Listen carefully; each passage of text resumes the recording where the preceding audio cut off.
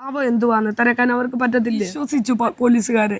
എന്താ ഇവിടുന്ന് പോയപ്പോൾ ഒരു വാക്ക് പറഞ്ഞിട്ടാ പോയെ, ഉപദ്രവിക്കത്തില്ലെന്ന്. ആ ഒരു വിശ്വാസത്തിൽ ഞങ്ങൾ വെളിയിലിരിക്കുക. പക്ഷേ ഞങ്ങൾ അറിഞ്ഞില്ല എൻ്റെ കുഞ്ഞ് അവിടെ കിടന്ന് പ്രാണന് വേണ്ടി പെടയുവാന്ന്. ഹലോ ഫാമിലി, ഇപ്പോൾ നിറഞ്ഞു നിൽക്കുന്ന ന്യൂസ് എന്ന് പറയുന്നത് 13 വയസ്സുകാരിയ ഒരു പെൺകുട്ടി അവരുടെ സ്കൂളിൽ നടന്ന കൗൺസിലിങ്ങിന് പറയുവാണ്, എന്നെ 10 പേര് പീഡിപ്പിച്ചിട്ടുണ്ട്, അതിൽ ഒരു പെൺകുട്ടിയുണ്ട് എന്നൊക്കെയാണ് ഈ കുട്ടി പറയുന്നത്. ചെറിയ ചുരുക്കത്തിൽ ഇപ്പം എല്ലായിടത്തും എല്ലാവരും ന്യൂസൊക്കെ കണ്ടിട്ടുണ്ടാവണം.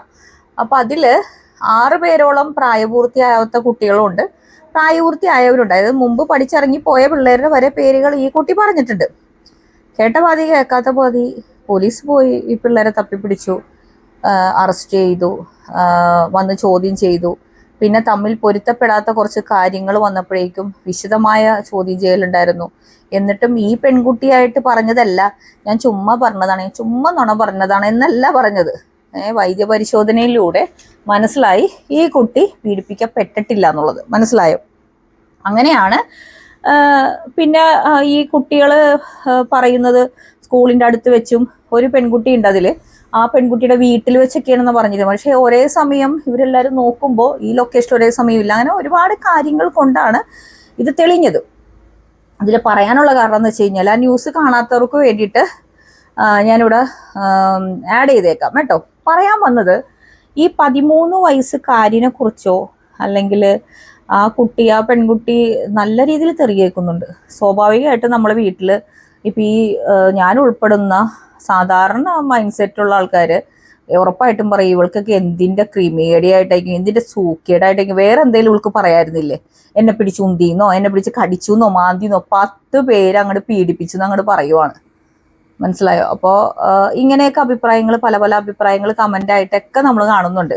അപ്പോൾ ഒന്നാമത്തെ കാര്യം, എന്തുകൊണ്ടാണ് ഇങ്ങനെ കുട്ടി പറയാനുള്ള കാരണം എന്ന് ഞാൻ ചിന്തിച്ചപ്പോൾ എനിക്ക് മനസ്സിലായത്, ആ കുട്ടിയുടെ ഒരു സോഷ്യൽ മീഡിയ ഉപയോഗത്തിൽ ഒരുപാട് കാര്യങ്ങൾ അവൾക്ക് നല്ല അറിവുണ്ട്. കാരണം പോക്സോ കേസ് ഉണ്ടെങ്കിൽ ഉറപ്പാണ് അവൻ അകത്ത് പോയി കിടക്കും. അല്ലെങ്കിൽ എന്നെ പീഡിപ്പിച്ചേ എന്ന് പറഞ്ഞ കേസാണ് ഏറ്റവും ഹൈലൈറ്റ് ആയിട്ട് സോഷ്യൽ മീഡിയയിൽ ഓടിക്കൊണ്ടിരിക്കുന്നത്. ആ കുട്ടിക്ക് അറിവുണ്ടാവണം, അല്ലാതെ കോടതി കയറിയോ അല്ലെങ്കിൽ പോലീസ് സ്റ്റേഷനിൽ കയറിയോ ഒരറിവോ ആയിരിക്കണില്ല.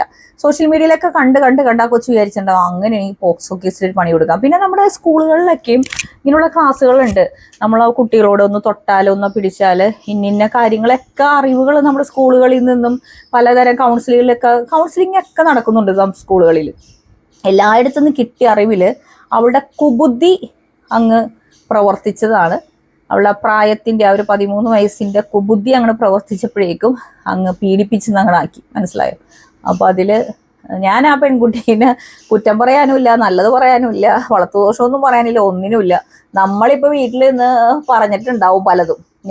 ഞാനുള്ള കാര്യം ന്യൂസ് കേട്ടപ്പോഴേക്കും ഞാൻ പറഞ്ഞൊരു കാര്യമാണ്, 10 പേരെ പീഡിപ്പിച്ച് ഇവക്കൊന്ന് കടിച്ച് അങ്ങോട്ടും ഇങ്ങോട്ട് കുട്ടികൾ പിച്ചി മാന്തി എന്നൊക്കെ പറയാറുണ്ട്.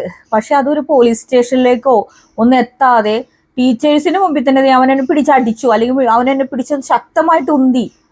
അതിനപ്പുറത്തേക്ക് നമ്മുടെ കുട്ടികൾ വേറെ ലെവലിൽ ക്രിമിനൽ മൈൻഡിലേക്ക് പോകുന്നത്. അവനെ പിടിച്ച് അകത്തിടണ പോലീസ്, ആ ഒരു ലെവലിലേക്കൊക്കെ ചിന്തിച്ചു. ഞാനൊക്കെ എൻ്റെ ഒരു ചെറുപ്പകാലത്താണ് ഒരുത്തിനോട് എനിക്കൊരു വൈരാഗ്യം തോന്നിയ ഞാൻ ആദ്യം ചെയ്യാൻ പോകുന്നത് വല്ല ടീച്ചർമാരോട് എന്നെ പിടിച്ച് ഉന്തി എന്നൊക്കെ പറഞ്ഞൊരു കള്ളക്കരച്ചിലും കരയായിരിക്കും. എനിക്ക് തെറ്റായിട്ട് തോന്നുള്ളൂ കേട്ടോ. അങ്ങനെയൊക്കെ കൊച്ചു കൊച്ചു കുസൃതികൾ ചെയ്യാത്തവര് പണ്ടൊക്കെ ഉണ്ടായെന്ന് എനിക്ക് തോന്നുന്നില്ല. ഒരു ടീച്ചർമാരൊരു ചൂരല് കണ്ടാൽ പേടിച്ച് ആ ഒരു കൊട്ടിൽ നിൽക്കുമായിരുന്നു ആ സമയത്ത്. മനസ്സിലായോ. ടീച്ചറിലൊക്കെ നമുക്ക് ഭയങ്കര വിശ്വാസം, അവന് 2 അടി കിട്ടും. ഇപ്പൊ തന്നെ അവനെ 2 വഴക്ക് പറയുമ്പോൾ ആ വഴക്കിൽ ആ തീരുവാണ് പ്രശ്നം. പിള്ളേർ തമ്മിലുള്ള ഇഷ്യൂസ് ആണെങ്കിലും ടീച്ചർമാർ വഴക്കെന്നൊക്കെ പറയുന്നത് ഭയങ്കര പ്രശ്നം. എൻ്റെയൊക്കെ ചെറുപ്പാലോട് ഞാനീ പറയാം, എനിക്ക് 42 വയസ്സുണ്ട്. എന്നെ ഒരു 99 2000 ആ സമയത്തേക്കാണ് എൻ്റെ ഹൈസ്കൂൾ പ്രായമൊക്കെ, അല്ല അതിലും താഴേക്ക് വരും. നമ്മളെയൊക്കെ ചെറുപ്പകാലത്ത്, എൻ്റെയൊക്കെ പ്രായക്കാരുണ്ടെങ്കിൽ നമ്മളെയൊക്കെ ചെറുപ്പകാലത്ത് ഒരടി മേടിച്ചു കൊടുത്താൽ കിട്ടി, ആ ഒരു അടി തന്നെ മതി. നമ്മളിപ്പോൾ ഒരു പണി കൊടുക്കണം എന്തുദ്ദേശിക്കണം, അങ്ങോട്ടും ഇങ്ങോട്ടും പിച്ചി മാന്തിയ കഥകളൊക്കെ ഉണ്ടാവും. ഇപ്പം ഇതിൽ പറഞ്ഞു വരുന്നത് പോലീസുകാരുടെ കാര്യം. ഒരു കുട്ടി പറയുകയാണ് അവൻ ചെയ്തിട്ടില്ല. ചിലപ്പോൾ കള്ളന്മാർ ആദ്യം തന്നെ പറയുന്നത് ചെയ്തിട്ടില്ല എന്നായിരിക്കും. അത് അവൻ ആകുന്നതിന് മുമ്പുള്ള ഇവരുടെ ഈ ഒരു ആറ്റിറ്റ്യൂഡ് ഉണ്ട്. എത്രയും പെട്ടെന്ന് ആ കേസ് ക്ലോസ് ചെയ്യുക, എത്രയും പെട്ടെന്ന് കേസ് ക്ലോസ് ചെയ്ത് വലിയ സംഭവമാക്കി മാറ്റുക എന്നുള്ളൊരു ധൃതി പോലീസുകാർക്ക് കൂടിപ്പോയി. ഇല്ലെങ്കിൽ ആ ഒരു 20 വയസ്സുകാരനെ അവനെ ചെവിക്ക് പിടിച്ച് നന്നായിട്ട് പൊക്കിയതുകൊണ്ടാണ് ഏതോ ഒരു പോലീസുകാരൻ നാറിയുടെ നഖം കൊണ്ടിട്ടുണ്ട്. അതിങ്ങനെ അമർന്നിട്ട് അവനിങ്ങനെ പിടിച്ച് പൊക്കിയ പൊക്കത്തിൽ തന്നെ ആ കാലെ പിടിച്ച് ചവിട്ടി വെക്കുകയും ചെയ്തിട്ടുണ്ട്. ആന്റിയോപ്ലാസ്റ്റി എന്ന് പറഞ്ഞാൽ ആന്റിയോപ്ലാസ്റ്റി എന്ന് തന്നെയല്ലേ ഇതിനെ പറയണത് അല്ലേ? അങ്ങനെയാണ്, എനിക്കറിയില്ലടാ പേര്. ഈ നമ്മുടെ ഇവിടെ ഹാർട്ട് പേഷ്യൻസിന് ചെയ്യുന്ന ഒരു സർജറി. അവന്റെ നെഞ്ചത്ത് ആ പാടുണ്ട്. അവന് ഹാർട്ട് പേഷ്യൻ്റ് ആണെന്ന് പറഞ്ഞിട്ടും ഒരു മര്യാദ കാണിച്ചിട്ടില്ല. ഈ പിള്ളേരല്ലേ നിങ്ങൾ ഈ പൊക്കിക്കൊണ്ടുപോയത്? അപ്പോൾ അവരോട് ഒരു മര്യാദയൊക്കെ കാണിക്കായിരുന്നു. പിന്നെ 13 വയസ്സുകാരിനെ പോലുള്ള ചില പെരുങ്കള്ളികൾ കാരണം നമ്മളെ പോലുള്ള സ്ത്രീകളോ അല്ലെങ്കിൽ ഏതെങ്കിലും കുട്ടികൾക്കോ യഥാർത്ഥത്തിൽ ഒരു പീഡനം നടന്നാൽ പോലും തുറന്നു പറഞ്ഞാൽ യഥാർത്ഥ നീതി കോടതിയിൽ കിട്ടാത്ത അവസ്ഥയാണ്. ഇങ്ങനെ അനുഭവമുള്ള ആരെങ്കിലും ഉണ്ടെങ്കിൽ പറഞ്ഞോ. ഈ പോക്സോ കേസിലോ അല്ലെങ്കിൽ സ്ത്രീകൾ കൊടുത്ത ഏതെങ്കിലും കേസിലോ വിസ്താരം നേരിട്ടവരുണ്ടെങ്കിൽ ഒന്ന് കമന്റ് ചെയ്യണം. കാരണം അവിടെ കോടതിയിൽ ചെന്ന് കഴിയുമ്പോൾ ഞാൻ ഒരുപാട് എല്ലാവരെയും കാര്യങ്ങൾ ഡിസ്കസ് ചെയ്യാനും അങ്ങനെ കിട്ടിയ കുറെ അറിവുകളൊക്കെയാണ് ഈ പറയുന്നത്. സ്വന്തം അനുഭവത്തിൽ നിന്നും ഉണ്ട്. കോടതിയിലും പോലീസിലും കയറാത്ത ആളൊന്നുമല്ല. ഞാൻ ഒരുപാട് കേസുകളായിട്ടൊക്കെ പോയിട്ടുണ്ട്. അപ്പോൾ ചോദ്യം ചെയ്യപ്പെടുമ്പോൾ നമ്മളൊരു പരാതി കൊടുത്ത് കോടതിയുടെ മുമ്പിൽ ചെല്ലുമ്പോഴേക്കും നമ്മളൊക്കെ ഒരു വെറും കള്ളികളായിട്ട് മാറുവാണ്. കള്ളക്കേസല്ലേ കൊടുത്തേന്നുള്ള രീതിയിൽ എതിർഭാഗം വക്കീലിന്റെ ക്രൂരമായ പരിഹാസങ്ങളും വിസ്താരങ്ങളും നേരിടേണ്ടി വരും. എന്തുകൊണ്ട്? ഇതുപോലുള്ള കള്ളികള് ഇങ്ങനത്തെ പോക്സോ കേസുകളും ബലാത്സംഗ കേസുകളും കൂടുതൽ കള്ളക്കേസുകൾ കൊടുത്ത് യഥാർത്ഥത്തിൽ ബലാത്സംഗം ചെയ്യപ്പെട്ട ഒരു സ്ത്രീക്ക് ഇങ്ങനെ കോടതി മുറികളിൽ അധിക്ഷേപ ചോദ്യങ്ങൾ എതിർഭാഗം വക്കീലിൽ നിന്ന് കേൾക്കേണ്ടി വരുന്നുണ്ട്. ഒരു കൊച്ചു കുഞ്ഞിനെ പീഡിപ്പിച്ചു, എൻ്റെ മകളെ പീഡിപ്പിച്ചു, അല്ലെങ്കിൽ പ്രായപൂർത്തിയായ ഒരു കുഞ്ഞിനെ നമ്മൾ പീഡിപ്പിച്ചു എന്ന് പറഞ്ഞൊരു പരാതി കൊടുത്തു കഴിഞ്ഞാൽ ആ അമ്മ പരാതി കൊടുക്കണത് ചിലപ്പോൾ വളർത്തച്ഛൻ്റെ പേരിലോ സ്വന്തം അച്ഛൻ്റെ പേരിലോ അടുത്ത വീട്ടിലെ ചേട്ടൻ്റെ പേരിലായിരിക്കും. അപ്പൊ എതിർഭാഗം വക്കീൽ ചോദിക്കുമ്പോൾ നിങ്ങൾക്ക് അവരോട് വൈരാഗ്യമില്ലേ? മനഃപൂർവ്വം കെട്ടിച്ചമച്ചതല്ലേ? ഇങ്ങനെയുള്ള ചോദ്യങ്ങൾ ചോദിക്കാനുള്ള ധൈര്യം ഈ എതിർഭാഗ വക്കീൽ എങ്ങനെ വന്നു എന്ന് ചോദിച്ചു കഴിഞ്ഞാൽ ഇതുപോലുള്ള കള്ളക്കേസുകൾ കൊടുത്ത് അത് ഒരുപാട് പുരുഷന്മാർ ഫൈറ്റ് ചെയ്ത് അവർ നിരപരാധികളാണെന്ന് തെളിയിക്കപ്പെട്ട കേസുകളുണ്ട്. അവരെ കുറിച്ചല്ല. ഇങ്ങനെയുള്ള പ്രഥമ ദൃഷ്ടിയാൽ തന്നെ ഇവർ കള്ളക്കേസ് കൊടുത്ത് ഇങ്ങനെയുള്ള എന്നെ ബലാത്സംഗം ചെയ്തു, എന്നെ അവൻ പീഡിപ്പിച്ചു, എൻ്റെ മകളെ പീഡിപ്പിച്ചു എന്നുള്ള കള്ളക്കേസുകൾ കൊടുത്ത് കോടതിക്ക് വരെ ഇത് കള്ളക്കേസാണോ യഥാർത്ഥ കേസാണോ അറിയാൻ പറ്റാത്ത അവസ്ഥയാണ്. ഇപ്പൊ സ്വന്തം കുഞ്ഞ് പറയുവാണ്, ഇപ്പൊ കൊച്ചുകുട്ടികൾ ഇപ്പൊ ഒരു 8-9 വയസ്സുള്ള കൊച്ചു പറയുവാണ് കോടതി കയറി നിന്നിട്ട് എന്നെ അയാൾ ഇത് ചെയ്തു എന്ന് പറഞ്ഞാൽ പോലും ഈ കേസിന് കൂടെ നിൽക്കുന്ന ചിലപ്പോൾ അപ്പനോ അമ്മയൊക്കെ ആയിരിക്കും. അപ്പനെയും അമ്മനെയൊക്കെ മറിച്ചും തിരിച്ചും വിസ്തരിക്കുകയാണ്. കാരണം എന്താണ്? ഇത് കള്ളക്കേസാണെന്ന് തെളിയിക്കണം. നിങ്ങൾക്ക് അയാളോട് വൈരാഗ്യമുള്ളതുകൊണ്ട് ഈ കുഞ്ഞിനെ കൊണ്ട് പറയിപ്പിച്ചല്ലേ എന്ന രീതിയിൽ വരെ വിസ്താരങ്ങള് നീണ്ടു പോകുന്നു. നമ്മൾ നേരെന്ന് പറഞ്ഞ സിനിമയിലൊക്കെ ഇത് കണ്ടിട്ടുള്ളതാണ്. അപ്പനെയും അമ്മനെയും വരെ വിസ്തരിക്കുവാണ്. എന്തുകൊണ്ടാണ് ഇങ്ങനെയുള്ള വിസ്താരങ്ങൾ നീളാൻ കാരണം? ഇതുപോലെ കള്ളികൾ കൊടുക്കണോണ്ടാണ്. എന്നാൽ പണ്ടൊക്കെയാണ് നമ്മൾ കൊച്ചു കുഞ്ഞുങ്ങളാണ്, അവർക്ക് നുണ പറയാൻ പറ്റില്ല എന്നൊരു ഒരു സാധനം അടിവരയിട്ട് ഞാൻ പറയുവാണ്. എന്നിട്ട് പോലും ആ കുഞ്ഞുങ്ങളെ എന്നെ അത് ഉപദ്രവിച്ചു മജിസ്ട്രേറ്റിന്റെ മുമ്പിൽ കോടതിയിൽ പോയി പറഞ്ഞാൽ പോലും അപ്പനെയും അമ്മനെയും തിരിച്ചു മറിച്ചു ആ വ്യക്തിയോട് നിങ്ങൾക്ക് വൈരാഗ്യം ഉണ്ടായിട്ടല്ലേ കള്ളക്കേസല്ലേ എന്ന രീതിയിൽ വിസ്താരങ്ങൾ നീണ്ടു പോകുന്നുണ്ട്. അല്ല ബലാത്സംഗ കേസാണെങ്കിൽ പോലും ബലാത്സംഗം ചെയ്യപ്പെട്ടു എന്ന് പോലും പറയാൻ പറ്റാത്ത അവസ്ഥയിൽ ജീവിക്കുന്ന സ്ത്രീകളുണ്ട്. എന്തുകൊണ്ടാണ് പറയാൻ പറ്റാത്തത്? കാരണം ഇങ്ങനെയുള്ള കുറെ ബലാത്സംഗ കേസുകൾ കൊടുത്തത് കൊണ്ട് യഥാർത്ഥമായിട്ട് ബലാത്സംഗം ചെയ്യപ്പെട്ട സ്ത്രീകൾക്ക് വരെ ഇങ്ങനെയുള്ള വിസ്താരങ്ങൾ പേടിച്ചിട്ട് കോടതി ചെന്ന് കഴിയുമ്പോൾ നിനക്ക് അങ്ങനെ വൈരാഗ്യം ഉണ്ടായിട്ടല്ലേ, നീ കള്ളക്കേസ് കൊടുത്തല്ലേ, കള്ളിയല്ലേ എന്നുള്ള വിസ്താരങ്ങൾ നേരിടാൻ ഭയന്നിട്ട് ഇന്നും സഹിക്കുന്ന സ്ത്രീകളുണ്ട്. വിസ്താരം കൊടുത്തിട്ട് പോലും ഇങ്ങനെയുള്ള ചോദ്യങ്ങൾ പേടിച്ചൊന്നും മിണ്ടാൻ പറ്റാതെ വേണ്ടത്ര തെളിവുകൾ ഹാജരാക്കാൻ പറ്റാതെ അവള് കള്ളിയാക്കപ്പെട്ടവരുണ്ട്. മനസ്സിലായി? ഇങ്ങനെയൊക്കെ കോടതികളും എതിർഭാഗം വക്കീലുകളും ഇങ്ങനെയൊക്കെ ചോദ്യങ്ങൾ ചോദിക്കാനുള്ള ഇടവരുത്തുന്നത് ഈ 13 വയസ്സ് ഇന്നൊരു ഉദാഹരണം മാത്രമാണ്. ഒരുപാട് കള്ളക്കേസുകൾ കൊടുത്ത കള്ളികളും കള്ളന്മാരും കുറവൊന്നുമല്ല, കള്ളന്മാരും ഉള്ളത് കൊണ്ട് തന്നെയാണ്. മനസ്സിലായോ? പിന്നെ വേറൊരു കാര്യം ഇതിന്റെ കൂടെ പറയുന്നത് വെച്ചാല് നമ്മളൊരു ഇൻസിഡന്റ് ഉണ്ടായിട്ട് അതുപോലെ തന്നെ ഡൊമസ്റ്റിക് വയലൻസ്, ഒരു ഡിവോഴ്സ് ഒരു പുരുഷൻ ഒരു പെണ്ണിനെ അങ്ങോട്ട് കൊടുക്കുകയാണെങ്കിൽ അപ്പൊ തന്നെ അവള് പോയിട്ട് തിരിച്ചു കൊടുക്കുന്ന പരാതിയാണ് ഡൊമസ്റ്റിക് വയലൻസ്. ഇയാൾ എന്നെ കല്യാണം കഴിച്ച കാലം മുതലേ പീഡിപ്പിക്കുവാണ്. അതും കോടതിയുടെ മുമ്പിൽ ഇപ്പോ ഒരുപാട് പുരുഷന്മാർ ഫൈറ്റ് ചെയ്ത് അങ്ങ് സുപ്രീം കോടതി വരെ പോയി ഫൈറ്റ് ചെയ്ത് ന്യായം മേടിച്ചുകൊണ്ടുവന്ന പുരുഷന്മാരെന്ന് പറയുന്ന കാരണം ഞാൻ കൂടുതലും പുരുഷന്മാരുടെ ന്യൂസാണ് കണ്ടിരിക്കുന്നത് ഈ ഡൊമസ്റ്റിക് വയലൻസിൽ. മനസ്സിലായി, പുരുഷന്മാരാണ് അത് ഫൈറ്റ് ചെയ്ത് സുപ്രീം കോടതി വരെ പോയിട്ട് ഇത് കള്ളക്കേസാണ് തെളിയിക്കുന്നത് കൂടുതലായതുകൊണ്ട് ഈ വീടുകളിൽ ഇങ്ങനെയുള്ള അമ്മായിമ്മ പോരും ഭർത്താവിന്റെ പീഡനവും അനുഭവിക്കുന്നവർക്ക് പോലും ഇപ്പൊ ഡൊമസ്റ്റിക് വയലൻസ് എന്ന് പറഞ്ഞ സാധനം കൊടുക്കാൻ പറ്റുന്നില്ല. ഇങ്ങനെയുള്ളവർ വൈരാഗ്യം തീർക്കാൻ വേണ്ടിയിട്ട് ഇങ്ങനെയുള്ള അത്രയും കാലം പരാതി കൊടുക്കാത്തവൾമാര് പോയിട്ട് ഈ ഡിവോഴ്സ് കേസ് ഈ ഭർത്താവ് ഒന്ന് കൊടുത്തു കഴിയുമ്പത്തിന് അയാൾ എന്നെ ആദ്യകാലം മുതൽ പീഡിപ്പിച്ചിട്ടുണ്ട് 498. എന്നാൽ ഈ പോലീസുകാരാണ് ഇത് ആദ്യത്തെ സ്റ്റെപ്പ് എടുക്കുന്നെങ്കിൽ അവർക്കൊരു ബോധം വേണം. അതില്ല. അത് ഞാൻ പറഞ്ഞുതരാം. ഇപ്പൊ പോലീസ് സ്റ്റേഷനിൽ നമ്മൾ ചെല്ലുവാണ്. ഇപ്പൊ ഈ വേടന്റെ കേസ് വന്നില്ലേ, അപ്പോഴാണ് ഇതിനെക്കുറിച്ച് ഞാൻ ലൈവ് വീഡിയോയിൽ ചെയ്തിട്ടുണ്ട്. വേടന്റെ കേസ് വന്നപ്പോഴേക്കും കോടതി പറയുന്നുണ്ടായിരുന്നു ഒരുമിച്ച് താമസിച്ചിട്ട് ഏതെങ്കിലും ഒരു സിറ്റുവേഷനിൽ തല്ലുകൂടിയിട്ട് എന്നെ പീഡിപ്പിച്ചെന്ന് പറഞ്ഞിട്ട് കേസും നിൽക്കത്തില്ലെന്ന് ഒരുപാട് റീൽസ് ഒക്കെ നമ്മൾ കണ്ടിട്ടുണ്ട്. അപ്പൊ ഞാൻ ചിന്തിച്ചൊരു കാര്യമാണ്, നമ്മൾ ആദ്യം ചെല്ലുന്ന പോലീസ് സ്റ്റേഷനിലാണ് അല്ലേ, ഇങ്ങനെ ഒരു സിറ്റുവേഷൻ, ഇങ്ങനെ ഒരു സംഭവം, എന്നെ ഇയാളായിട്ട് ഇങ്ങനെ ഇത്രയും കാലം താമസിച്ചു, എന്നെ പീഡിപ്പിച്ചു. അപ്പൊ ആദ്യം ആ സെക്ഷൻ ഇടുന്നതാരാണ്? പോലീസുകാരാണ്. അപ്പൊ പോലീസുകാരാണ് നമ്മളെ കോമാളിയാക്കാത്ത രീതിയിൽ ചേച്ചി ഇവിടെ റേപ്പ് കേസോ അല്ലെങ്കിൽ പീഡന കേസോ ഒന്നും ആഡ് ചെയ്യാൻ പറ്റത്തില്ല, കാരണം നിങ്ങൾ ഒരുമിച്ച് താമസിച്ച് ലാസ്റ്റ് തല്ലുകൂടുമ്പോ പീഡിപ്പിച്ചെന്ന് പറഞ്ഞിട്ട് കേസ് സെക്ഷൻ ആഡ് ചെയ്യാൻ പാടില്ലെന്ന് പോലീസുകാരാണ് പറഞ്ഞു കൊടുക്കേണ്ടത്.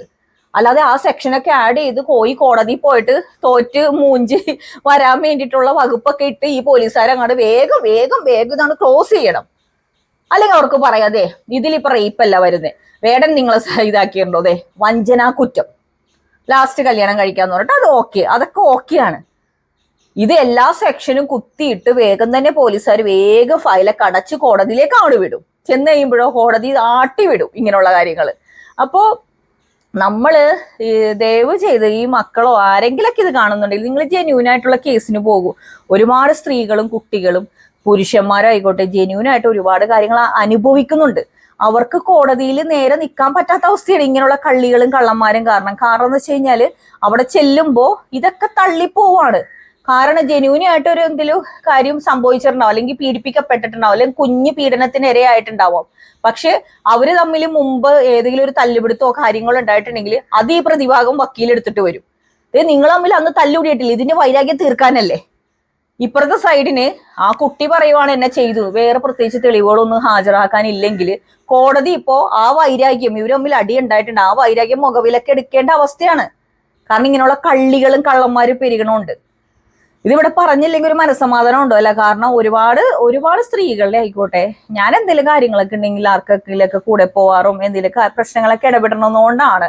പിന്നെ ഒരുപാട് കാര്യത്തിന് കോടതിയുടെ പോലീസിന്റെ മുമ്പിൽ പോയതുകൊണ്ട് ആ ഒരു എക്സ്പീരിയൻസിൽ തന്നെ എടുത്ത് സംസാരിച്ചേ പറ്റത്തുള്ളൂ. ആ പെൺകുട്ടിക്ക് കിട്ടേണ്ട നല്ല വൃത്തിയായിട്ട് കമന്റ് വഴി കിട്ടുന്നുണ്ട്. ഭാഗ്യത്തിന് എനിക്ക് തോന്നുന്നു ആ കൊച്ചിന്റെ മുഖോ മറ്റേ ചെറുക്കന്മാരുടെ മുഖം ഒന്നും ഭാഗ്യത്തിന് പുറത്തേക്ക് വന്നിട്ടില്ലെന്ന് തോന്നുന്നു. ഞാൻ കണ്ടിട്ടില്ല കേട്ടോ ഒരു ന്യൂസിലും. ഇതിപ്പോ ആ നാട്ടുകാർക്ക് അറിയാൻ പറ്റും, പിന്നെ ആ കുട്ടികൾക്ക് അറിയാൻ പറ്റും. ആ കുട്ടികൾ ഏതെങ്കിലും കാലത്ത് ഈ പെൺകൊച്ചിന്റെ മുഖം പുറത്തിട്ട് അതിന്റെ ഭാവി കഴിഞ്ഞു, അത്രേ ഉള്ളൂ. അവർ ചിന്തിക്കാൻ പോകുന്നതെന്നാ, ഈ ഒരു ചെറിയ പ്രായത്തിൽ ഇത്രയും വലിയ കാര്യങ്ങൾ പറഞ്ഞെങ്കിൽ ആ കുട്ടിയുടെ ഭാവി അതോടൊരു കഴിഞ്ഞു. ആ കുട്ടീനെ ആരെങ്കിലൊക്കെ വിശ്വസിക്കൂ? ഇനി ഇത്രയും വലിയ കള്ളത്തരം പറഞ്ഞ ആ കൊച്ചിനെ, എനിക്ക് തോന്നണത് അവരുടെ പാരൻസിനോട് പറയാനുള്ളത്, നിങ്ങൾ കൃത്യമായ ഒരു കൗൺസിലിംഗ് കൊടുക്കുക. കൗൺസിലിംഗ് കൊടുത്ത് കൊണ്ടുവരിക. കാരണം 13 വയസ്സായതുകൊണ്ട് 10-21 വയസ്സ് കഴിഞ്ഞെങ്കിലും മോന്തക്കുട്ടി 2 എണ്ണം കൊടുക്കാനേ പറയുള്ളായിരുന്നു. ഇപ്പൊ കൊച്ചു കുട്ടിയായതുകൊണ്ട് തന്നെ മാതാപിതാക്കൾക്ക് പോലും തല്ലാൻ പറ്റാത്ത അവസ്ഥയാ, തല്ലി വളർത്താൻ പറ്റാത്ത അവസ്ഥയാണ്. നമ്മുടെയൊക്കെ കാലത്ത് ഒരു വടിയെടുത്താൽ പേടിക്കുമായിരുന്നു. ഇപ്പൊ എത്ര തല്ലിയാലും നിന്ന് കൊള്ളുക എന്നുള്ളൊരു അവസ്ഥയാണ്. പേരിൽ ആരും ഈ ജെന്യൂനായിട്ടുള്ള എന്തെങ്കിലും അനുഭവിക്കണ്ടെങ്കിൽ നമ്മൾ ഫൈറ്റ് ചെയ്യണം.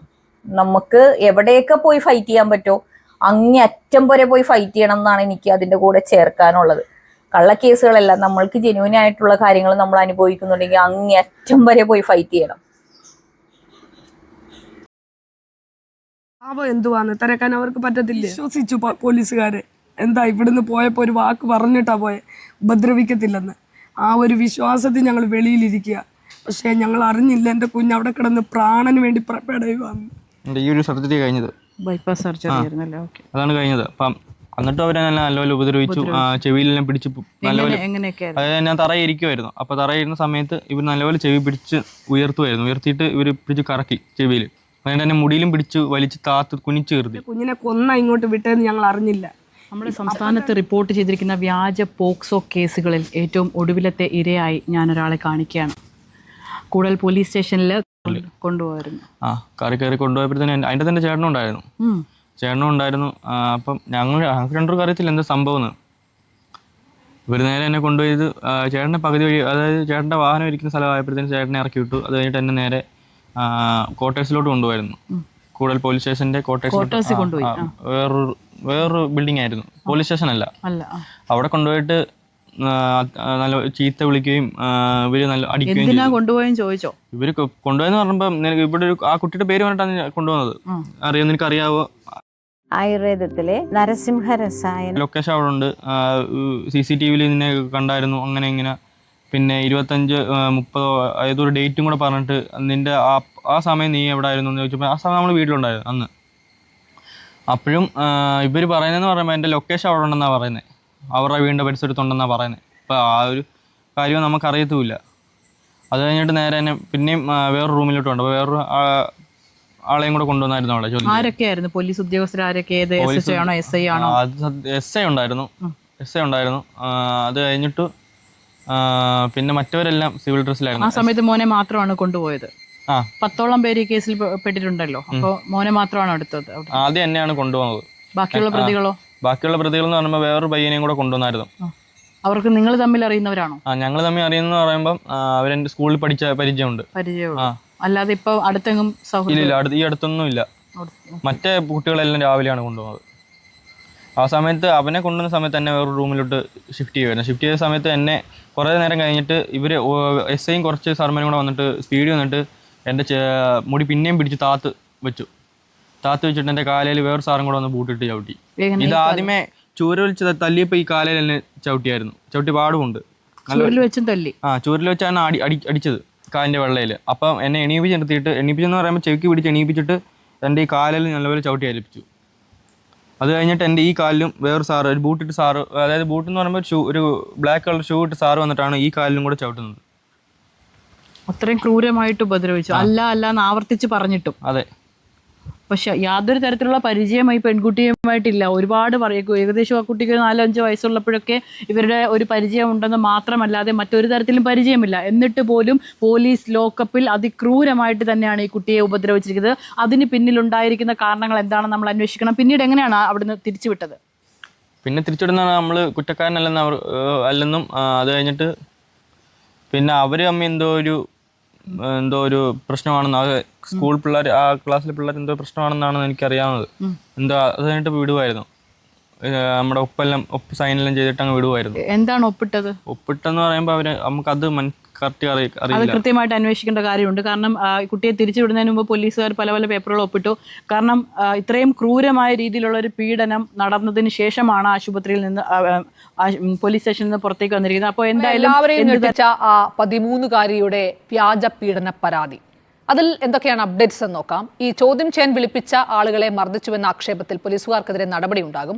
വകുപ്പുതല അന്വേഷണ റിപ്പോർട്ട് സ്പെഷ്യൽ ബ്രാഞ്ച് DYSP ഇന്നിപ്പോൾ SP-ക്ക് കൈമാറും. കേസിലെ ദുരൂഹത നീക്കാനുള്ള അന്വേഷണത്തിലാണ് കൂടുതൽ പോലീസ് ഉള്ളത്. കൃഷ്ണമോഹനുണ്ട് വിവരങ്ങളുമായി. കൃഷ്ണമോഹൻ, ഇതിലിപ്പോൾ ഈ കസ്റ്റഡിയിലെടുത്ത പ്രായപൂർത്തിയാകാത്ത കുട്ടികളുടെ മാതാപിതാക്കൾ ഉന്നയിച്ച പരാതികളുണ്ട്. 20-കാരനായ ഹൃദ്രോഗിയായിട്ടുള്ള യുവാവ് വലിയ തോതിലുള്ള പീഡനം പോലീസിൽ നിന്ന് നേരിട്ടു എന്നുള്ള ആക്ഷേപം വരുന്നുണ്ട്. ഇതിനൊക്കെ ഒപ്പം തന്നെയാണ് ഇപ്പോഴും ഇതൊരു പ്രണയനൈരാശ്യത്തിനൊടുവിൽ ഇങ്ങനെയൊക്കെ ഒരു കുട്ടി ചെയ്യുമോ എന്നുള്ള ചോദ്യങ്ങളുള്ളത്. അപ്പോൾ ഒരുപാട് കാര്യങ്ങളിൽ ദുരൂഹതകൾ നീങ്ങാനുണ്ട്, നടപടികൾ വരുമെന്ന് പ്രതീക്ഷിക്കുന്നുണ്ട്. എന്തൊക്കെയാണ് മനസ്സിലാവുന്നത്? 13-കാരിയുടെ വ്യാജ പരാതിയുമായി ബന്ധപ്പെട്ട അന്വേഷണത്തിനായി കൂടൽ പോലീസ് നിരവധിയായ ചെറുപ്പക്കാരെ വിളിച്ചു വരുത്തിയിരുന്നു. പ്രായപൂർത്തിയാകാത്തവരെയും ഒക്കെ വിളിച്ചു വരുത്തിയിരുന്നു. അതിൽ 6 പേരെയായിരുന്നു കസ്റ്റഡിയിലെടുത്തത്. അതിൽ 20 വയസ്സുള്ള യുവാവിനെ മർദ്ദിച്ചെന്ന ആരോപണം ഗൗരവമേറിയതായിരുന്നു. കാരണം ഹൃദ്രോഗിയാണെന്ന് പറഞ്ഞിട്ടും മർദ്ദിച്ചു, പിന്നീട് നിരപരാധിയാണെന്ന് കണ്ട് വിട്ടയച്ചു. ആ 20-കാരനെ സംബന്ധിച്ച് ഇന്നലെ വൈകുന്നേരം ദേഹാസ്വാസ്ഥ്യമുണ്ടായി വീണ്ടും ആശുപത്രിയിൽ ചികിത്സ തേടി ECG വേരിയേഷൻ അടക്കമുണ്ടായിരുന്നു. അപ്പോൾ അത്തരം ഒരു മർദ്ദന പരാതി നിലനിൽക്കുന്നുണ്ട്. അപ്പോൾ അതുമായി ബന്ധപ്പെട്ട വകുപ്പുതല പരിശോധന തുടങ്ങിയിരുന്നു SP പറഞ്ഞതനുസരിച്ച്. അത് സ്പെഷ്യൽ ബ്രാഞ്ച് DYSP ആണ് നടത്തുന്നത്. ആ റിപ്പോർട്ട് ഇന്ന് അദ്ദേഹം നൽകും SP-ക്ക്. അതിനുശേഷം ഇത് DGPയും റിപ്പോർട്ട് തേടിയിട്ടുണ്ട്. അപ്പോൾ ഒരു അച്ചടക്ക നടപടി വേണോ, കൂടൽ സ്റ്റേഷനിലെ പോലീസുകാർക്ക് ഈ സംഭവത്തിൽ വീഴ്ച പറ്റിയോ, ഇത്തരത്തിൽ മർദ്ദനം ഉണ്ടായിട്ടുണ്ട്, മാത്രമല്ല പ്രായപൂർത്തിയാകാത്ത കുട്ടികളെ മാനസികമായി സമ്മർദ്ദപ്പെടുത്തുന്നവർ രക്ഷിതാക്കളും ആരോപിച്ചിരുന്നു. അപ്പോൾ അത്തരം കാര്യങ്ങളിലൊക്കെ ഒരു നടപടി ഉണ്ടാകുമോ, SI അടക്കം ഉദ്യോഗസ്ഥർക്ക് നടപടി ആവശ്യപ്പെട്ടുകൊണ്ട് DYFI അടക്കം പ്രതിഷേധ മാർച്ച് നടത്തിയിരുന്നു. ഇന്ന് AIYF പ്രതിഷേധ മാർച്ചും വൈകിട്ടുണ്ട്.